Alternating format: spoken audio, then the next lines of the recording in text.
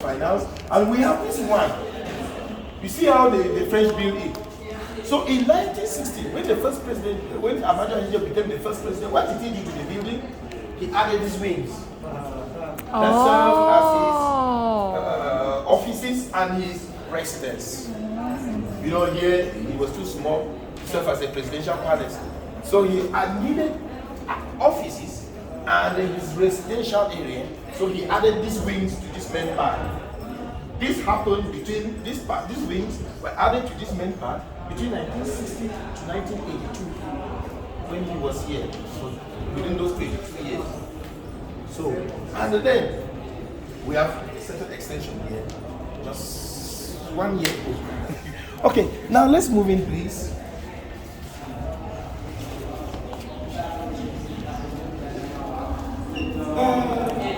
Please come in. There's a problem that I will let you know before we continue. I have to tell you this outside, but I didn't. Now I'm realizing that there was a point I missed out on. What you will notice, the first thing you will notice as you are coming into the museum is that there is the lighting problem. We seem to be in a dark year. I accept it. At this moment, the electrical system of the museum is being reviewed. That's why you find cables, and in some places you will find even the electricians working with cables flying all around. That is why I'm your guide, because with that, I will guide you through it. So, the upper part, there's no electricity. The downer part, they are already trying to see how they can re-establish. You know, we want to be up to date.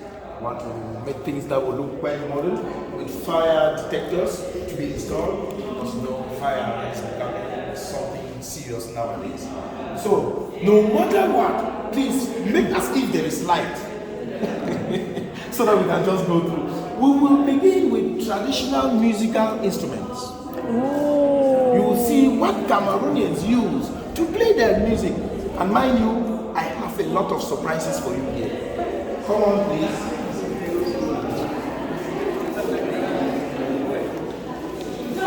Here we have this. Wow. The maracas. Maracas? The maracas box. You begin to find out why do we have a musical instrument, the maracas, that sounds quite Brazilian here. Who's from Brazil? Nobody? But let me tell you, we have this instrument we call the maracas. But if you go to Brazil, you will find this very instrument with the very name, the maracas. Now I begin to ask myself, how comes that we have an instrument called the maracas and the Brazilians have the same instrument? Therefore, it takes me back down memory lane when the days of slavery and slave trade, when Africans were taken to work in the plantations in Southern America, they went along with their culture. When they worked, they sang songs to make the work look easier. Probably the vocabulary must have been introduced through that manner in the Brazilian business. So we have even the maracas box. But let me tell you this, if after I finish presenting the musical instruments, all of you see them only as musical instruments, then you have missed the point. All what you will find was never meant for music. Music came later on. But on the onset, it was meant for communication. Now, communication with who? Do you think that I have my musical instrument, another person has his? I play mine, I communicate, and the person hears? But mostly, the communication was spiritual. I will give you an example. This one is called the VET NVET.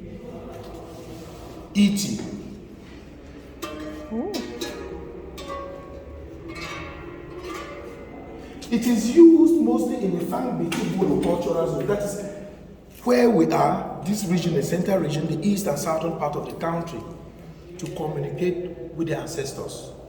We believe that, or mostly generally, we Africans believe that when our people die, they don't go away. We call them our ancestors. From time to time, we need to communicate with them, particularly in moments of difficulty and hardship, in moments where we cannot easily acquire solutions to certain problems. We need to ask for the guidance of our ancestors. And that is done with the help of this kind of instrument in this part of the country where, before I continue, let me find out from you. Can you spend 21 years of your life just to learn how to play one musical instrument? I would like to see the courageous person who can dedicate 21 years of his or her life just to play an instrument. You see that almost nobody wants to spend the rest of his life learning 21 years, learning only how to play an instrument, which tells you that in this cultural zone in Cameroon, those who dare do it are seen as the spiritual leaders of the society. It's not anybody who can sacrifice himself just to learn to play an instrument. Because within those 21 years, you will be initiated through different actions in that part. So that at a given moment, if the people cannot find difficulties, he is called in. If the people cannot find solutions, the society calls him in. He is the person who communicates with the ancestors. He plays this. At a certain moment, he falls into a trance. That's the moment we believe is the moment of communion. Within that period, the ancestors propose solutions. The whole village is waiting. When he gets up from his trance, he tells them, now, this is exactly what you have to do with this problem. This is the solution. With this other problem, this is what your ancestors have proposed that you should do. That's a kind of communication we had in those days. You see that music is far from being one of its first objective. Music only comes in later on. But the function is to evoke that emotional community, that emotional feeling where it can lure him into some kind of condition, permitting him to be able to I will not even talk of imagination, to try to communicate with the other world. Let us move because we have a long way to go. Then we have these other ones here.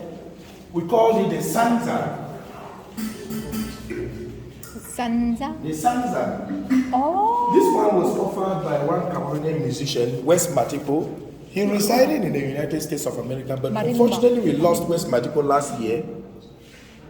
He died. He offered this to the National Museum. We have an enlarged version of this vet that we saw there.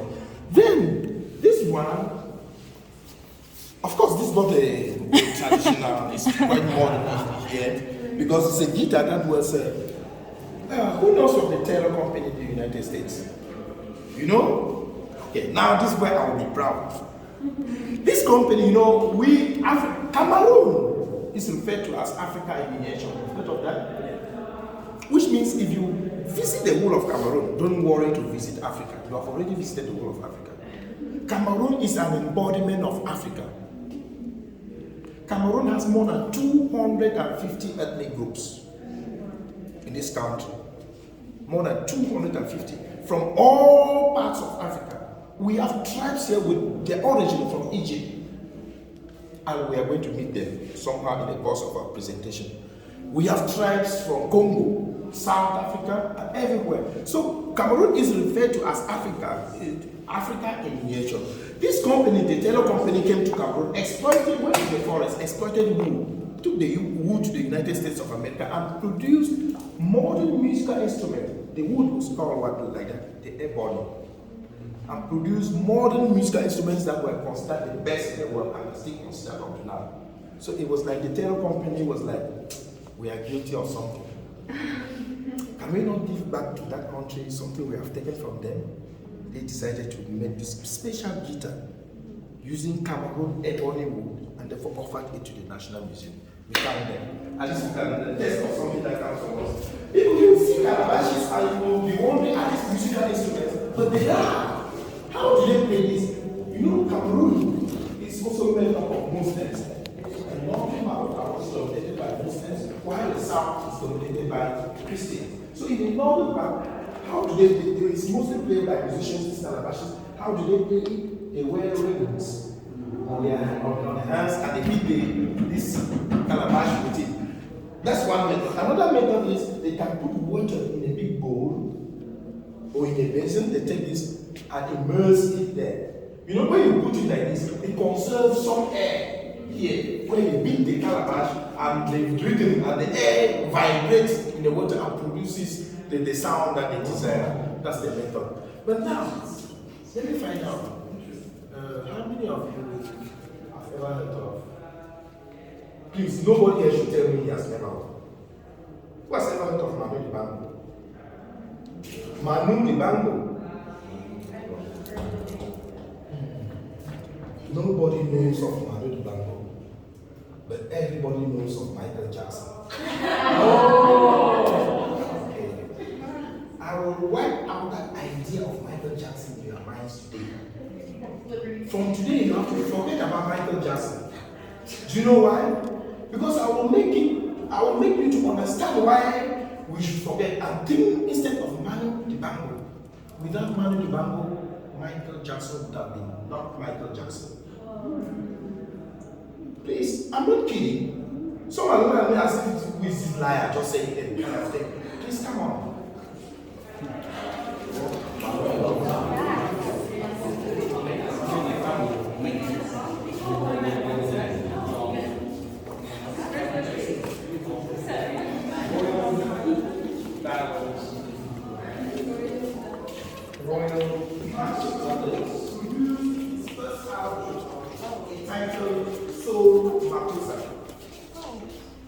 That album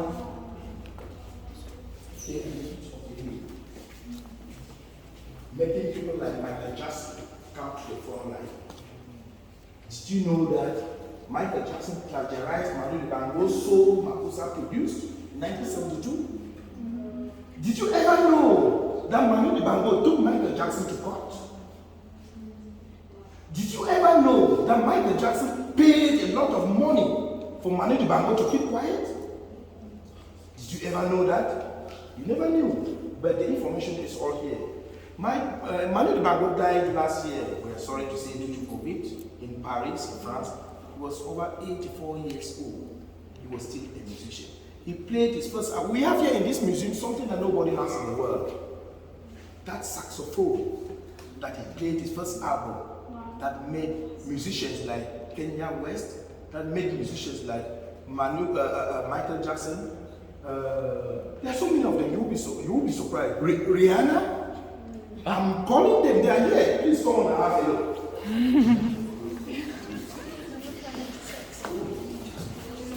This is it. Manu Dibango offered his saxophone to the National Museum in 2007. We have his handling here. This is a saxophone that he played his first album entitled Soul Makusa in 1972 that influenced the pop artists. We have Jennifer Lopez, copied from Manu Dibango. If you never knew, just know that let nobody tell you about being original. Because at times we hide the real originality. We hide the source of our originality. Meanwhile, our originality may reside in another person's originality. These people like Jennifer Lopez, Michael Jackson, Rihanna, who don't stop the music. And most recently, icons. Kenya West, the pioneer of world music, has also become a launching pad for young talent. They drew all their inspiration from Manu Dibango. So, but to tell you, Manu Dibango resided in Paris whenever he comes to Cameroon. But to your greatest surprise, those who know of Manu Dibango more are instead the little ones. Are surprised that instead the old generation do not know him much, because Manu Dibango has an impact in education in Cameroon as far as school children are. When he comes, he prepares concerts in schools. He teaches them music. Teaches them, that is, he tries to bring programs that will make the youth happy. So he becomes so famous with the younger generation than the older generation. But we have lost him, but we haven't lost his saxophone. Nobody has this. Even Michael Jackson does not know that where he is today, we have something here nobody owns in this world. But just beside him, please, we have this horn that is more than 300 years old. Wow.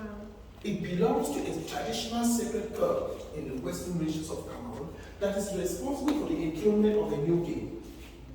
If a king dies, it's the responsibility of this sacred society to look for a new one and keep. Okay, I'll give you a small anecdote about this. You know, the culture of the western region means that when the king dies, they need to look for somebody to succeed him. They will need to look for a young guy who is still vibrant. They put him in the sacred house of this society, this sacred girl, where he stays there for 9 weeks without going out and without coming in. Nobody sees him except the elders. But within those 9 weeks, a lot is expected from you. You must be able to, it's some kind of education where you are taught again the rules and regulations, the traditions and customs of the people. Because they don't want you that when they enthrone you tomorrow, you begin to make mistakes. And also within that 9 months, you are supposed to produce the person who is going to inherit you. You know, when they keep you there, they look for a young girl, the first girl. And you have to, within those 9 weeks, you are supposed to, that girl has to be pregnant. It's your duty as the king to produce. It's in our culture. You like that kind of culture? You know? When you can become a king, you need to be the man of the people. You need to show that, first of all, you are productive. You know what? Because the lineage has to continue. The lineage has to continue. You should not be the person who will come and end the lineage that you don't have a successor. If you can't produce a successor, it means that you are struggling to end the history of that land. So you must be able to produce. Yes, your wife must come out there pregnant, my man. There's nothing you can do about it. The culture demands it. At times you don't even like it. But because you are the king must not like everybody also. Whether people like the king or not, the king is the king to everybody. You must be a king to everyone, and you must continue your lineage. So it's a kind of an oath, you know. But let's not go down there because you just told me you don't like it. Here we have this from the northern part. This one is called the Chidar. I told you that the northern part of the country is mostly dominated by Muslims. And this Chidar is used mostly by the musicians of the Lamido. The Lamido is the name they refer to a traditional ruler in the Muslim community in the northern part of the country. Here in the south and the west, we call them chiefs. But in the northern part, they call them Lamidos. So when the Lamido is coming out, Lamido is associated to royalty. This Chidar is blown to inform the people of the arrival of royalty. You know, in our culture, royalty must not arrive and meet you like this. No, you must kind of, you bow down and clap to show that kind of honor, that you honor hierarchy, that kind of thing. So they sing, it is like some kind of signal flute to give a signal to the people of the arrival of the royal family. So let's move on. And even in Cameroon, mind you, I told you we are Africa in the nation, meaning that all types of people, all ethnic groups are found in Cameroon. We have the Pigments. You heard of the Pigments? You will be hearing a lot about the Pigments. We have them in Cameroon, and these are pygmy flutes. But mind you, they don't blow this for music. They use these flutes are meant for hunting. Oh. But how do they do hunting with flutes? Somebody may be asking that in his mind. But let me tell you this. They have this technique. You know, the pygmies, the environment is such that they are most of the time they live in the forest. They are used to the forest. Their resources are only in the forest. So now, what's their main activity? Hunting. The pygmies do not even do any farming. They like doing hunting. That's their thing. And now they use this as a hunting technique because when they go to the bush to hunt, since they have already been used to the sounds produced by animals in bushes, so they use this to blow and imitate those animals to attract the animals to think that they are their friends. You see, so when they blow it, the animals come around. What do? You finish off like this.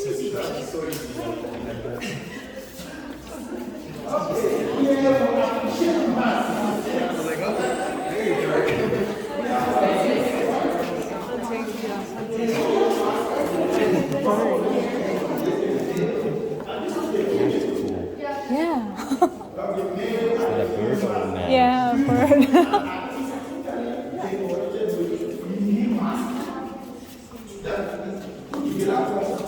The large figure that we see there, and this is another one, these statues that have been used for a long time as totems and talking of statues. I hear some of you probably most of you, if I'm not mistaken, are from the United States. Okay, now let me fast. Have you ever heard of the story of a statue that was stolen from Cameroon to the United States? In the late 1970s and 1980s, there used to be a statue in my village. It's so coincidental that I'm telling you about the story that is actually from the village where I was born. The statue is called the Afro. Even on Google, if you go on Google, you put there Afro, AFO dash AKON, Afro. Google will give you all the information of that statue. What happened? It was stolen from Cameroon by a prince of the king who was studying in the United States of America by then. And what happened is that during his studies, he realized that things like objects like statues and the like were very well valued in the United States. So he remembered that back at home, his father, who was a king, was also a wood carver. And he realized that, what am I doing here in the United States when my father has all these things back at home that I can come and sell here? Since he has been there for some time, he did not know that what he was about to go home and take and camp was the God of the people.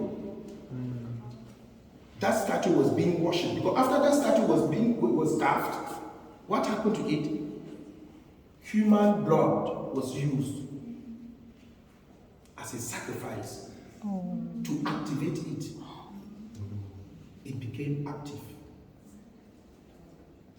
And it has its wife and its children. It's a whole family. So that was the god of the Gom people in the northwest region of Cameroon. They worshipped it. They poured libations to it from time to time. During when they harvest there, when they do their harvesting, and the harvest is good in the season, they come and give thanks to that statue.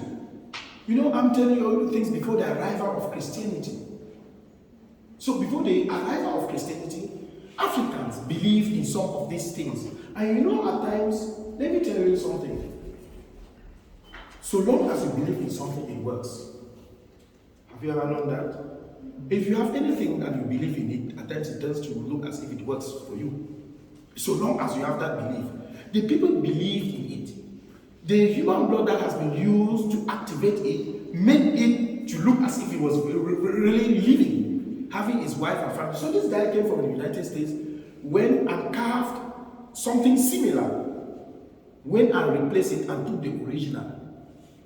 Struggled with nobody knows how, bright people in the head, all that, succeeded to take that statue to the United States. No problem.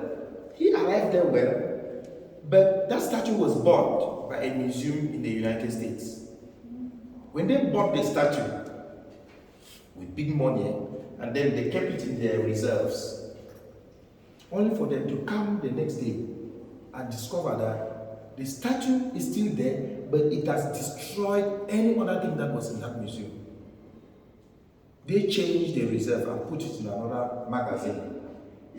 The statue did the same thing. It destroyed everything. Because it was no longer in its environment.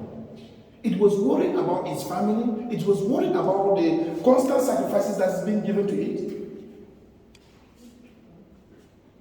Pardon? VIP? Regardez dans le tiroir. That one scene, go to where they sign the golden book, open the drawers, you'll find the keys there.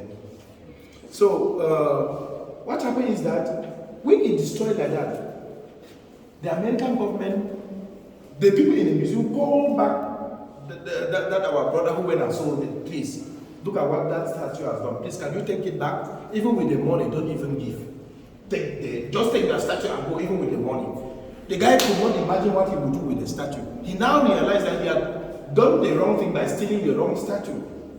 Now, since nobody could do anything about it, that's when the Cameroon embassy in the United States was seen down. And that statue was brought back.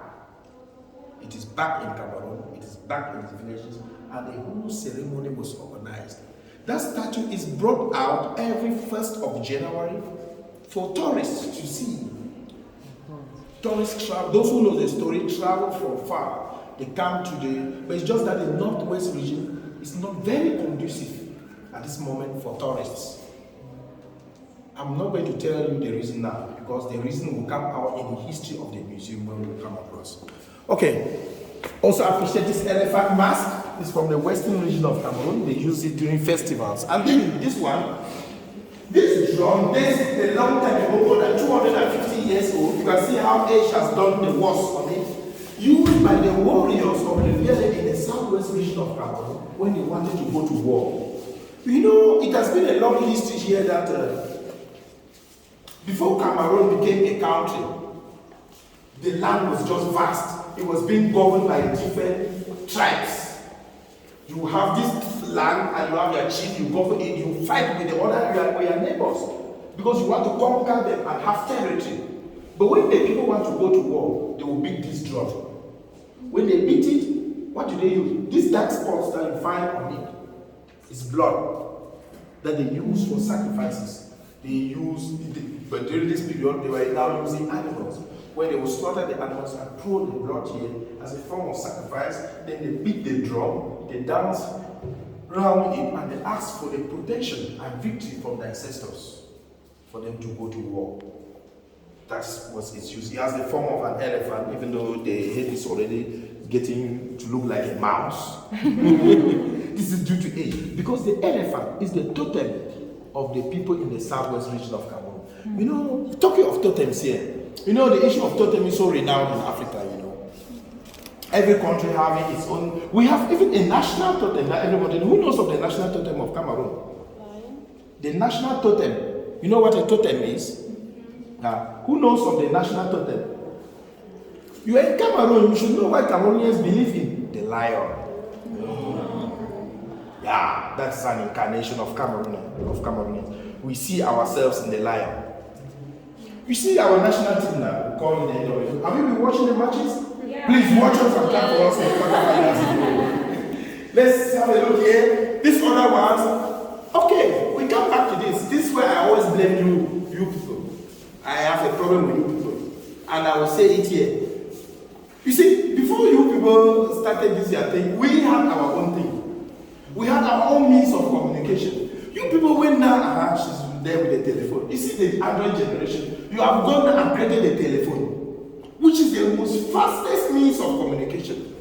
But mind you, this used to be our own. The talking drum. Just from the name, the talking drum, it tells you its function. This is what we were using at first for communication. But wait, do I blame you? Your telephone has made this guy jobless. Because when we have telephone call, everybody is aware of everything. But this guy had to beat his drum because the sound of this alone can travel more than 5 kilometers. You need to call for the attention of the people. And messages can be passed across through the sound. The sound is coded. When they can announce the death of somebody by beating the drum. They can announce the birth of a prince in a family by beating the drum. And the manner in which the messenger beats the drum, you know, when you are sad, you will not come and beat the drum as a happy man. But when you are really in that mode, in a happy mode, the manner in which you put across your message, somebody knows that there's something hot in the air. And those who can understand it, try to interpret it and know exactly what is being said. That used to be our manner of communication. But when you people render this guy jobless, who needs his services now? Not much. Drums are not really beaten that way today for communication, but mostly for music, you know. When we play our music now, we use these ones to beat. And here, have you been to the western region of Cameroon? Have you heard of people called the Bamoun people? The Bamoun people are found in Fumas, the western region of Cameroon. This is Grand time. Don't miss that opportunity. You visit the Fuman Palace. It's a very magnificent palace. That is one of the oldest civilizations in Cameroon. The palace itself dates more than 750 years old. And one of the first writings in Cameroon was developed by Sultan Joya, whose origin can be traced back to Egypt, just I told you. So the Bamoun people developed their writing that they are using today. They are still using the writing today. The English alphabet has 26 letters. But mind you, the Bamon writing has 348 signs. You see how rich it is. And its origin comes from Egypt. You know, with the development of Egyptian writing, the hieroglyphics. So it has its origin. It drew inspiration from it since they migrated from it. And here with the Bamon people, you always find these signs: a snake of 2 heads, a spider. You will come across spiders in this museum in all aspects. But know that a spider is a symbol of wisdom, a symbol of patience. Do you know why we give the qualities of wisdom to the spider? The Bamon people are able to use the spider to find out what will happen to them in the future. Do you know what will happen to you tomorrow? Do you know what will happen to you tomorrow? Neither do I don't even know. So, the Bamon people believe that the person who can determine what can happen to him tomorrow is a wise person. And they use the spider and cowrie shells. You know of cowrie shells? If you don't know of cowrie shells, don't worry. I will show them to you later on. They use the spider and cowrie shells to determine what will happen to them in the future. And it does. You may not believe it, but that's exactly what happens.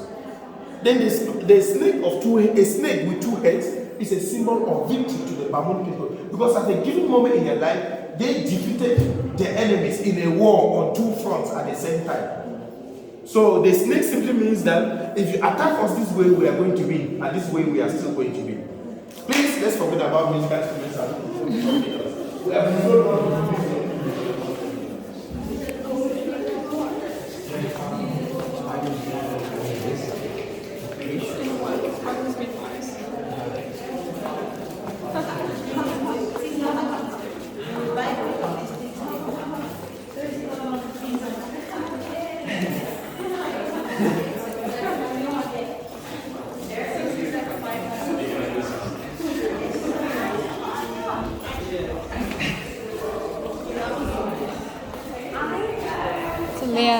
Did you figure out how long Cameroon was under France? In 1960, they got their independence. 1960.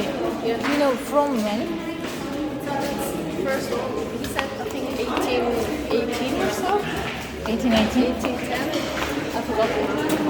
And then it was not under France first, it was under Germany. And then it divided when Germany fell in the Second World War. Is it divided England? Yeah. British and French. Oh, yeah. Then independent in 1960. We have the elders and the big mother. Looks like one of the oldest objects in the museum that dates more than 500 years old, the ritual pot. We are coming back to rituals. You may be wondering why Africans are so engaged in rituals. You see, this form and integral parts of African life before that. Anybody can say what it is. So let me tell you this. No matter what anybody, the impressions that everybody has, I have other impressions that Christianity is not all about Africa. No matter what people will put behind it. Because somewhere along the line, if nobody wants to admit it, it changed mentality. It changed mentality in the sense that, on the onset, Africans believe that for sacrifices to work, we need to offer human beings. Do you know that at a given moment in our lives, when our kings or chiefs died, they were never buried alone. They were buried with people they called the slaves, and the slaves must be alive. So that when he dies, the 2 young men are caught in the village. They will dig a grave. One will sit there, another one will sit at this end, and the body of the king will be placed across their laps. They carry it and they are covered. Because the people believe that the king needs service in the next world. See now? So what happened? At a given moment, when the youths were now angry, what did they do? When they heard that the king has died, the village becomes empty. Who wants to go? Everybody disappears. So at a given moment now, when the king died, they were looking for people to accompany the king they will never see. So the elders thought of another thing. When the king died, they never announce it. They hide it until 2 young guys are caught. When they are now caught, before they announce the death of the king. So at a given moment, the arrival of Christianity was somehow timely. Even though the issue of sacrifices did not end, but the manner of sacrifices ended. Because people switched from offering human beings to offering animals. That was a significant change. Because you can't imagine I'm a human being, I need you to kill you, to offer you for my own benefit. It looks so queer. Even though up to now, because the world is evolving, as time goes on, you see that even killing an animal now is becoming problematic. Even simple hunting in the villages becomes problematic. You need to be given permission to go and hunt now. And what you are hunting, the kind of animal you are even going to hunt, it's not like before you go and go behind your house and meet animals. Things have changed. So somehow along the line, Christianity may be what some people interpret it to be, but it had a significant impact in the mentality, the mindset of people in Africa. That we cannot say no. I've just given an example of a statue that human beings was used, and this example that I've given here, where human beings are used to reactivate an object. But now, the mentality changed, they now use animals to do that. But even at that, there will come a time when sacrifices will completely be off.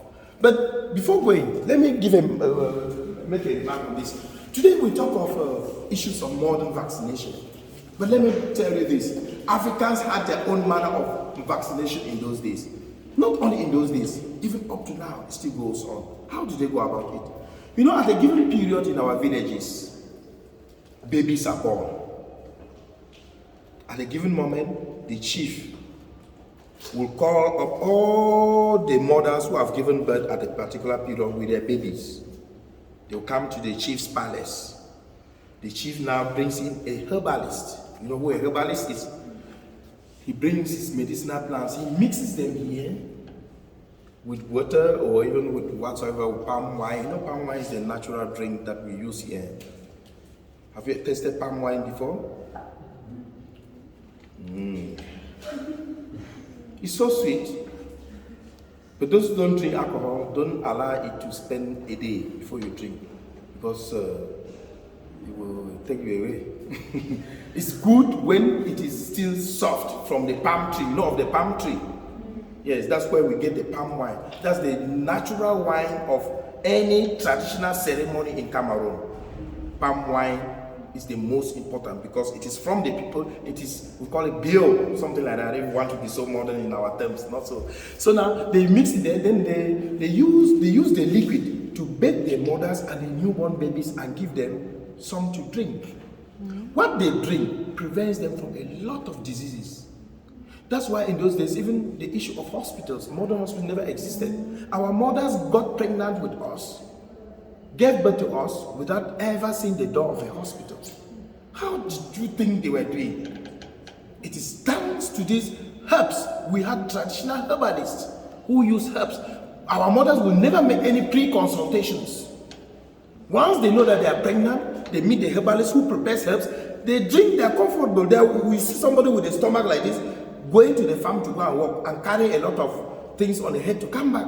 Due to that concoction, let me put it that way, that is being given them to drink and that helps them to make the baby remain in good health. So that used to be the traditional methods we had as far as certain diseases were concerned when it comes to vaccination. Now, we'll bring the needle and put here. Okay, let's continue. Let's go faster. Added to that one, you know, this one also has lost his job now. The messenger. He goes about from village to village beating the gong. When people are listening, he announces, he puts across his message. Now, who needs him? One telephone call and everybody's aware. These are calabashes used mostly as containers. Now we saw them down as musical instruments. We are seeing them here now as containers, being used by women, particularly in the northern part of the country. But one thing you should know about these calabashes is that the designs on them have a reason.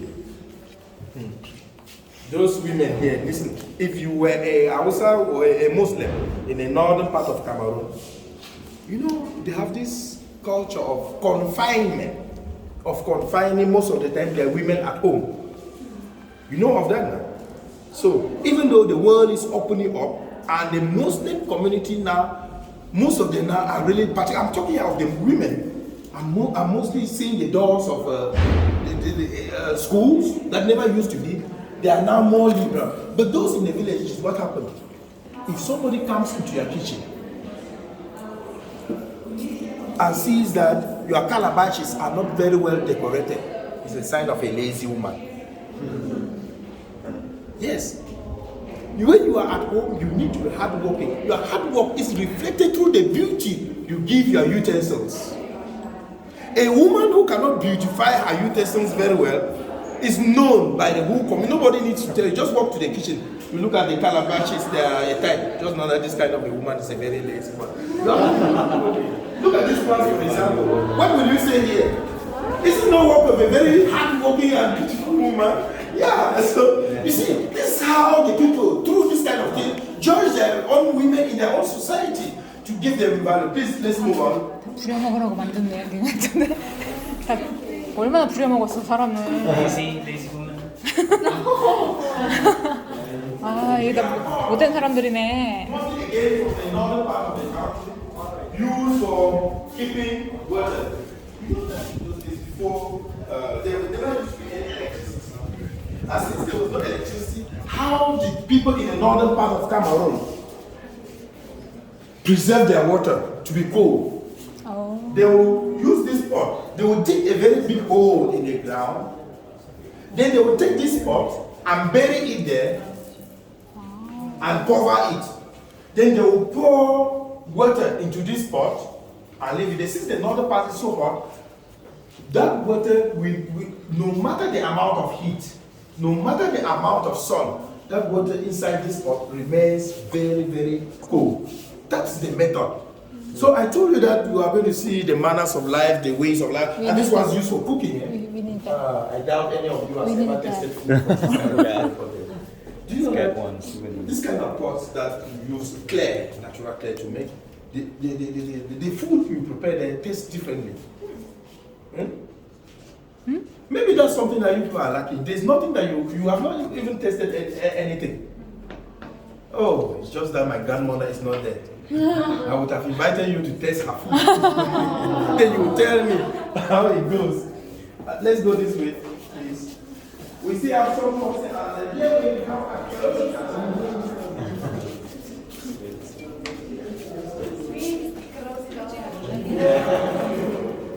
This used to be the private home of the first president. Used to be in this area. See, even the dogs, you know, these presidents are always afraid. When you're afraid, when you're a president, you are not afraid that they can come and attack you and check and put some kind of security. We have these archaeological artifacts used some 15,000 years ago for hunting, for harvesting of fruits, for self-defense. These ones were used for as knives. I'm talking about the early man until this period, the 7th century, when fire was discovered using this quartz.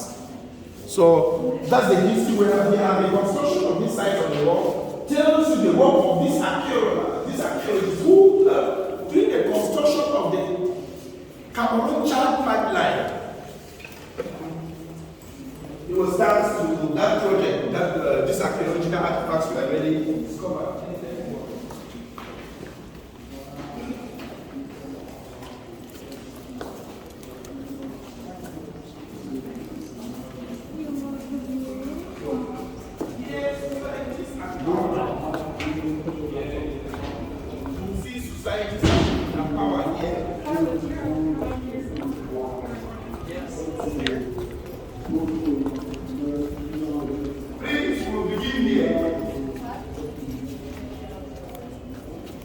What I'm going to ask you now is a favor. I want to ask you to do a favor.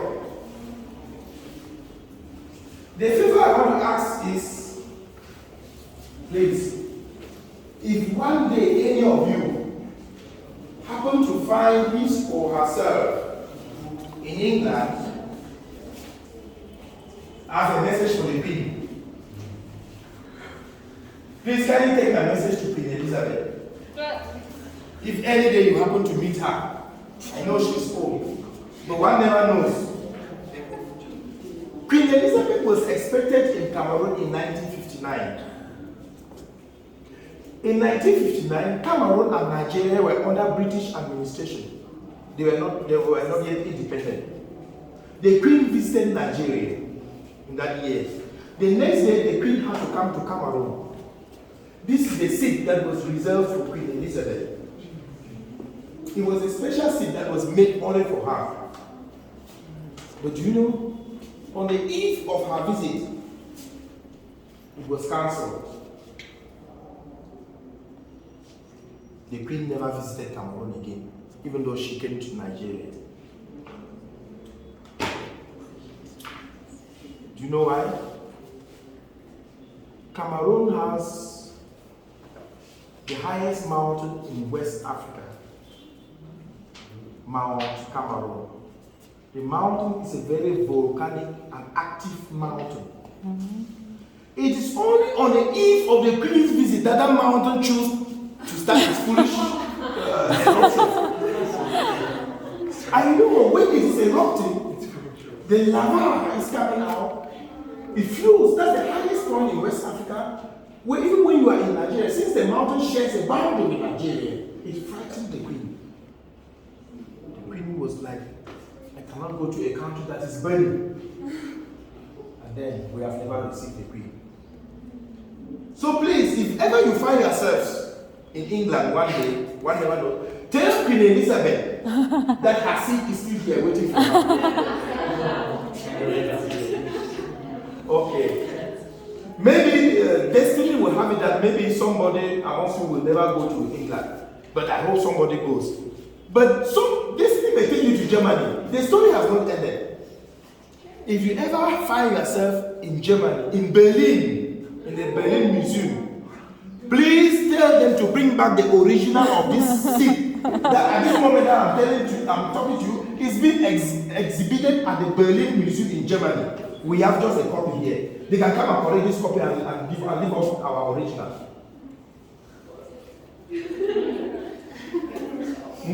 Whenever you tell them that there's one guy in the National Museum of Cameroon that is sending a message that bring back the original and take the copy. We want to give them something, but not at least the original. They did not make it. You know, they came and signed treaties with our chiefs to administer the territory, and they took some of our objects there. They are now have instead the originals are leaving us copies. It is not right now. But here we have this one that is more than 200 years old. It's from the Bamoun land. I told you about the Bamoun people with a snake of 2 heads and with a spider. And just here, just behind her, you will find the chest of the 17th king of the Bamoun dynasty. This is the only traditional ruler in Cameroon who did not wage war against the Germans. To tell the truth, the Germans did not have it easy in Cameroon. There was a lot of resistance from the local population and clashes between the German troops and the warriors in Cameroon. But amongst all the traditional rulers who were collaborating with the Germans, this is the only person who did not wage war against the Germans, Sultan Joya of the Western region. He welcomed the Germans, gave the Germans land. The Germans built schools. In order to honor him, the Germans decided to teach the German language in the schools they built, alongside the language that he invented. I told you about the invention of the Bamoun writing that has 348 signs. This is the person who invented the writing. They are still using it today. So the writing was taught in German schools alongside the German language. He was protected by the Germans, but being hated by the rest of the chiefs in Cameroon because he was seen as a traitor.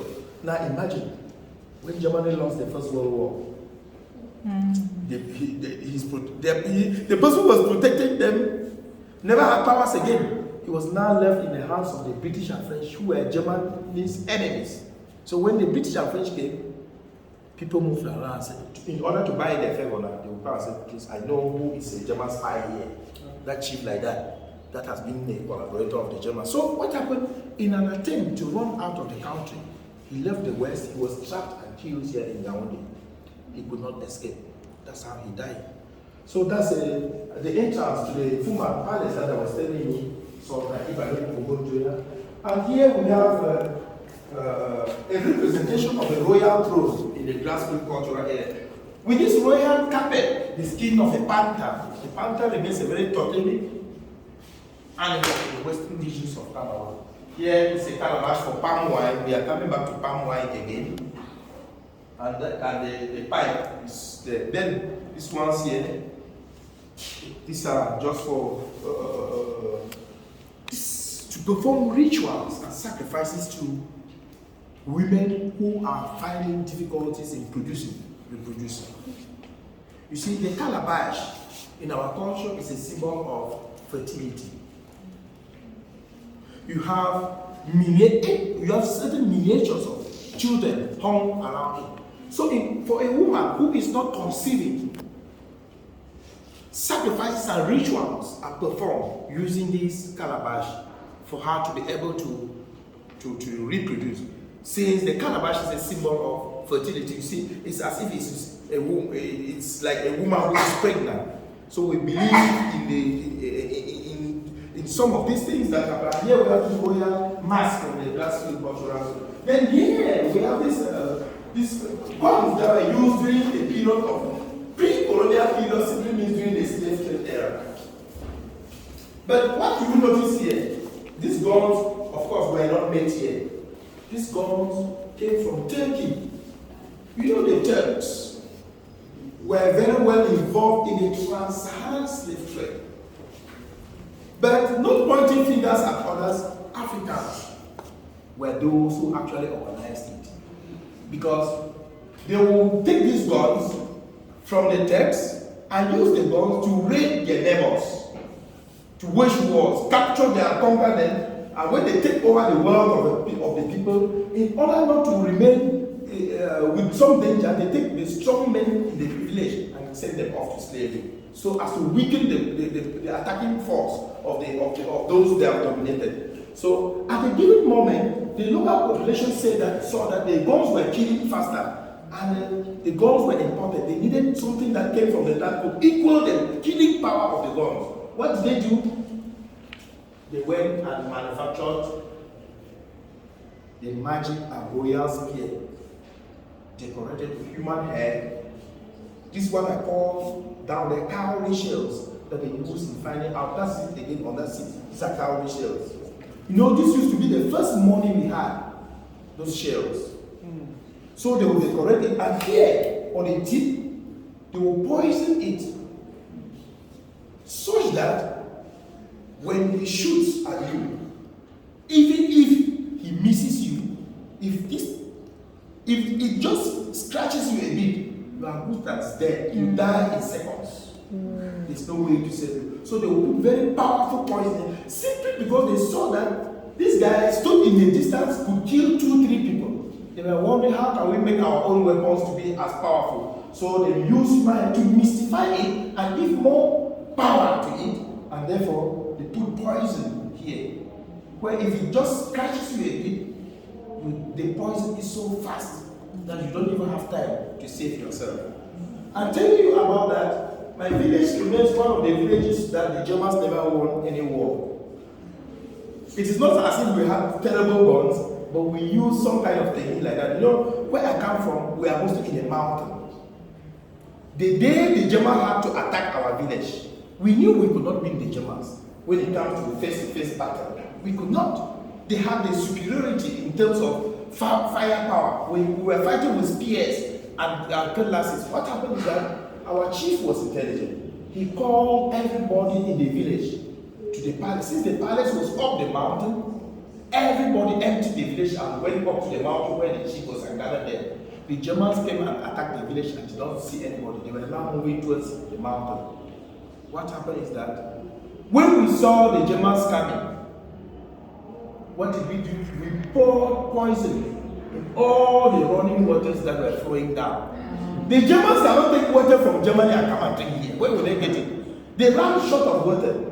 So they had to drink rivers and all that. The poison killed them. We came out as if we were so powerful. You know? So I'm telling you, the Germans faced it. It was difficult. So that was the only technique we could use to defeat the enemy. We went and poisoned all the rivers. They drank and slept there. We came and said, "You see, we are so powerful." Please, yeah. When would they use those? Or would they wear them? The masks? No, these are mostly decorative. Okay. Yeah, they are mostly decorative. And some of these masks, even to use them, you know, the honor is so big, you cannot go in. So they are mostly decorative masks. The ones that are used, we saw them that you can put them like this, or you put them like this, they are much more smaller. Okay, and would they use those For decorative purposes. Okay, let's go on here. Here we have the symbol of the day. I see some people are already tired.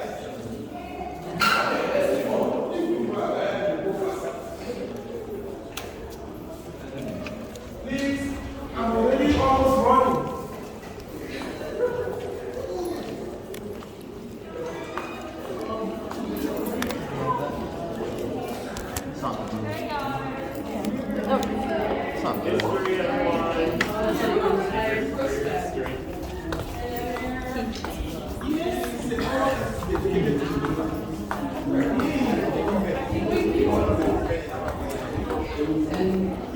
Most of the origins of our culture,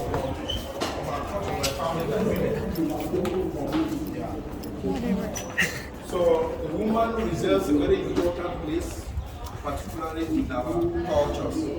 So a given moment that at a given time in life, women took over the chieftains, the issue of traditional ruling is now being introduced. But this called dates, what we find in dates more than 300 years old, or what we find inside. It's a dedication to show you how the woman from the south of Cameroon lived in those days. Her activities, her manner of dressing, and all that. Please come and discover it with me.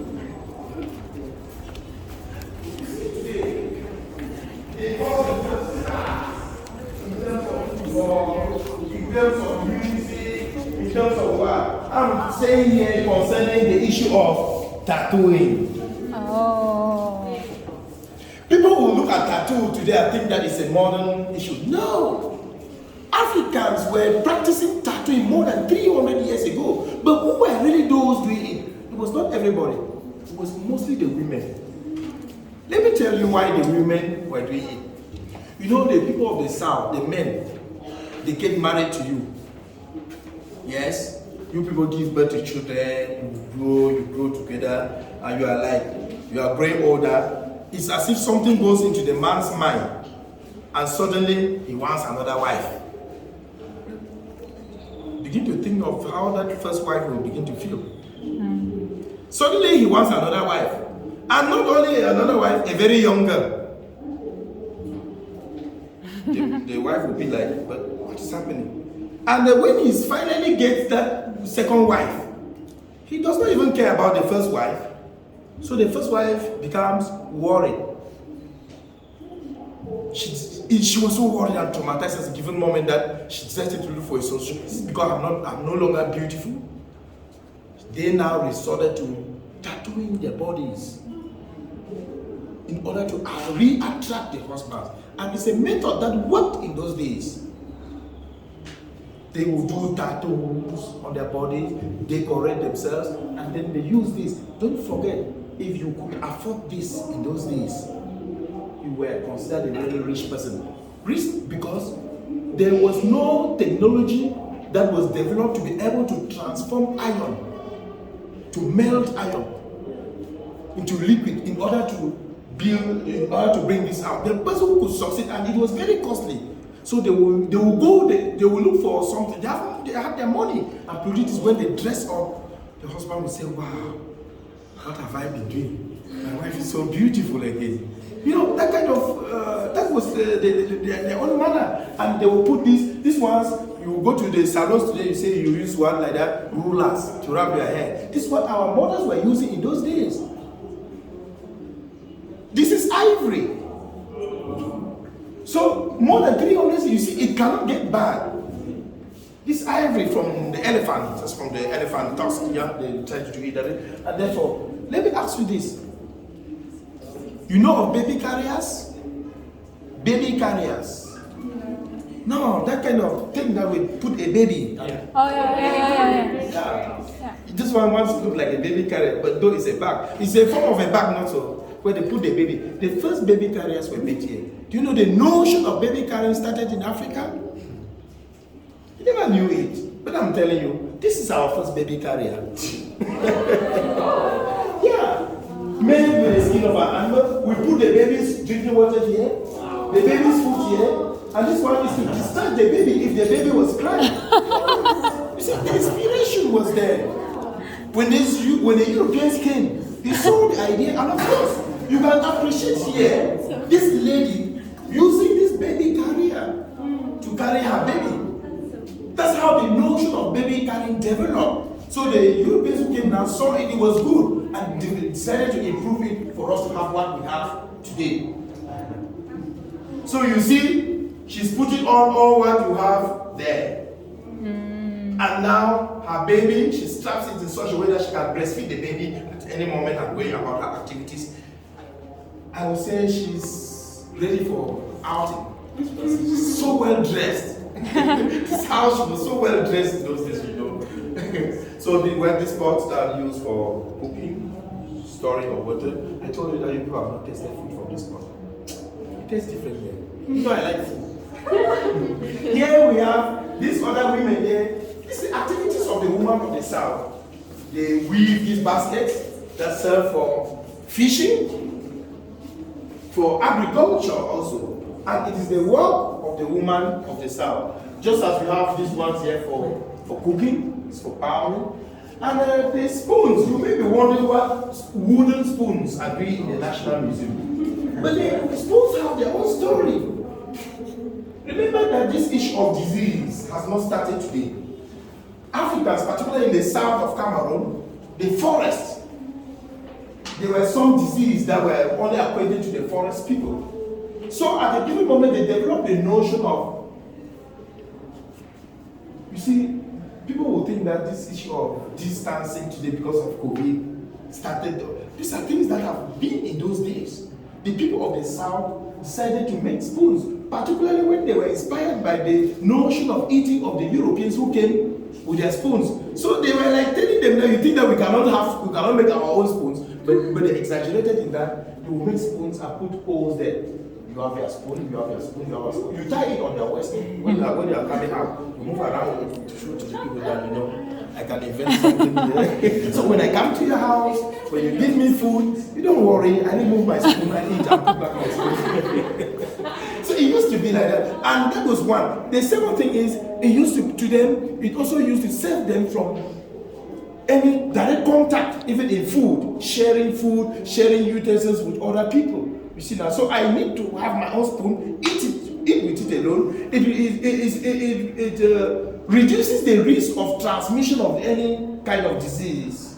So it was another method that they were using, even though they were exaggerating it a bit, trying to display their own manner of being able to make things because they saw the European with their spoon. They said, but these people think that think cannot make with all this forest. We make spoons, put holes there. Those holes that they find there are meant for a rope. You tie it there. So it was like some kind of fashion, you know. When you move around without a spoon, you say, this one is for me. I'm going to show you this one.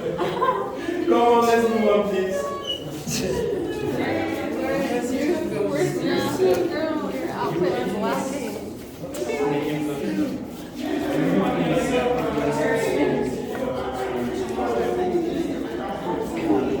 The diplomatic, economic domain and all that. But to tell you that this part used to be the private residence of the wife and children.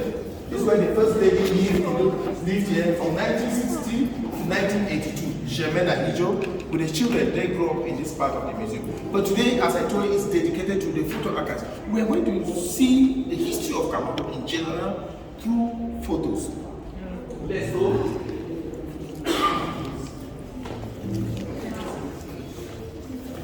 It is divided into decades, you know.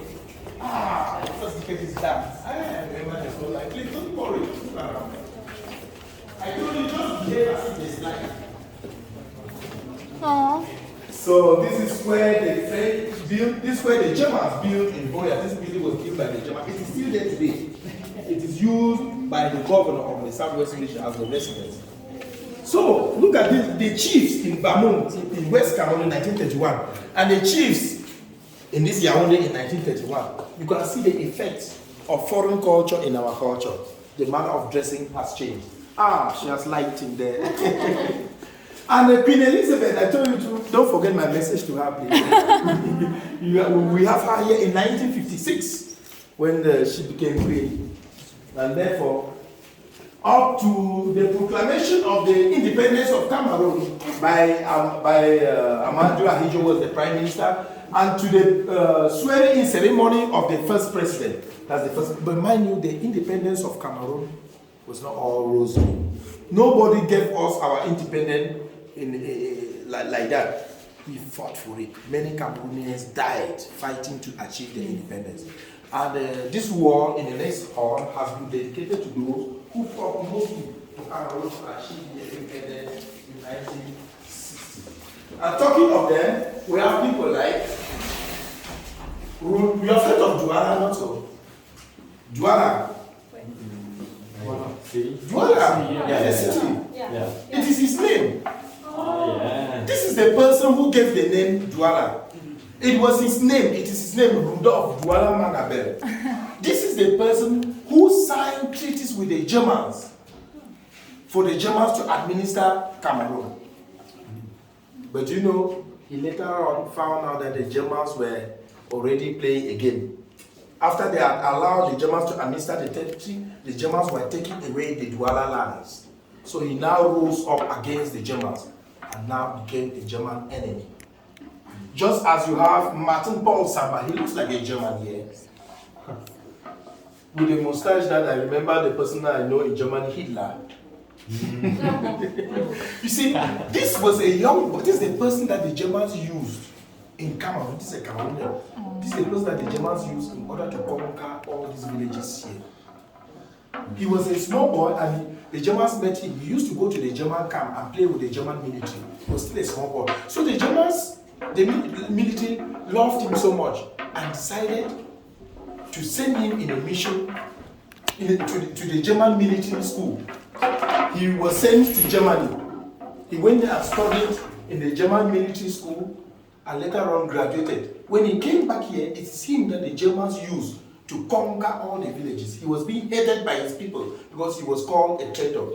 At a given moment, he turned against the Germans. And I tell you, he's one of those at the origin of the defeat of Germany in the First World War in Cameroon. He played a significant role against the Germans that trained him. And you know that he wrote a letter at that time to this chief in Douala to join him and fight against the Germans and weaken the Germans so that the British and the French can conquer them here. But when he wrote the letter, do you know what happened? The letter was intercepted by German troops as proof. And what happened to him? You know, there's a saying in Africa that, or in Cameroon, that you don't bite the finger that fed you. So it was like he had turned to bite the finger that made him to become who he was. Just behind you, you have J.F. Kennedy. This is 1963. With our first president who visited the United States, Amadou Ahidjo. This is in Washington, 1963. And to let you know that before we leave this hall, I would like you to show this photo. We are here in the 1960s. Maybe many people did not know of Cameroon. 30 years later, many people will know of Cameroon. Let the Americans will need to meet you in a World Cup and show you what we are able to do. Please, let's move on.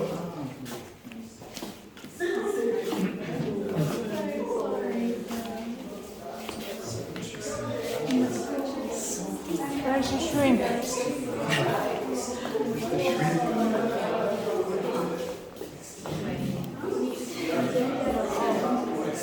gibt drei Länder.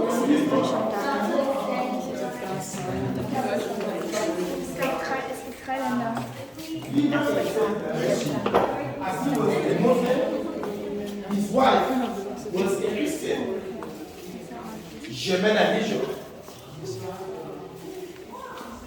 She was a Christian. You see, a Muslim that gets married to a Christian, it's not easy.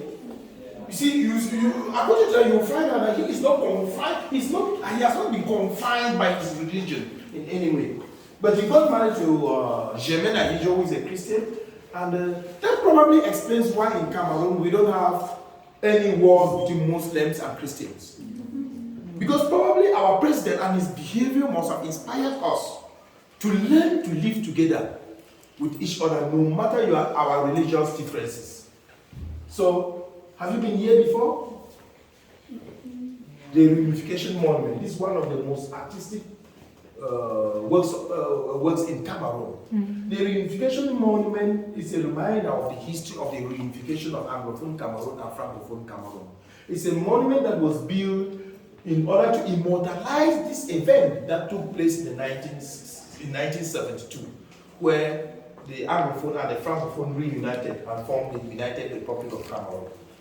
Then, but one thing I would like to say about our First Lady and the First President is that even though they are of late, it just pains me that they are not in Cameroon. They have not been buried in Cameroon. It's a long story. Don't ask me why. Because it's too political for me. See here in 1972, this is the 1972 government, the first unity government. But what do we notice here? We notice that there's no woman. Which means up to 1972, women had nothing to do when it comes to administration in the territory. But 2 years later, the first woman to become a minister in Cameroon was Delphine Changa. She was the Minister of Social Affairs. That's the first ever woman minister in Cameroon. This was during the Amadou Ahidjo era. But when he resigned in 1982 and the actual president took over, there has been a lot of changes towards women. Women, during his epoch, these women, you went to Beijing, brought back a different story. Women were forced to see how we are now talking about 50-50. But in Cameroon, let me tell you, there's the percentage of women in administration, there's 32% of women ministers in Cameroon. Now? 32% now. You see that Cameroon has made giant steps. More than some countries that claim to be talking of equal rights between men and women. Cameroon already has 32%, even though our women are still saying we want 50-50. But me, as far as I'm concerned, particularly, I'm afraid. I'm afraid because you women, it's like they say in our culture that you give somebody a handshake, the person wants an embrace. Because we will come to a time where we will be 50-50, you women will start saying, you people have dominated us for a long time. It's time now for us to dominate you. It comes back to 2% and 98% women. Man, we are finishing. We are finished. We should think twice. These women may go to the extent that this 50-50 they are asking for. When we will give them the 50-50, they will say, no, it's been long. We have been dominating them. Now it is, we will change sides. How will it be? Women are quite smart. Yeah, but I think that, truthfully speaking, it's not as if we men, we have failed. No. But let's give a chance to them. The women, as far as concerned, I've worked with some women ministers. It's so different. So different, so comforting, They are like mothers. Those of us who are men, they will just come brutally and make things like that. I think don't even work. Yeah, we're in the 1980s. When we begin to see the changes that happen, we are arriving of President Paul and